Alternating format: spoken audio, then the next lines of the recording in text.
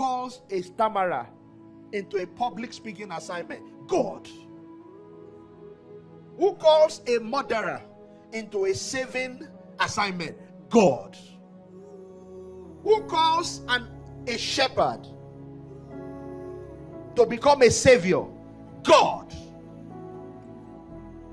That is God for you. Listen, all the questions you will ever ask, God has the answers. All the disqualifications you will ever identify, God has the equipping. There's nothing you will say that He didn't already know. That's why the Bible says, 1 Corinthians chapter 2, He said, "For ye know your calling, brethren, though not many mighty were called, not many wise after the world." He said, "But God has chosen the foolish things of this world to confound them that are wise. He's chosen the weak things of this world to confound them that are mighty."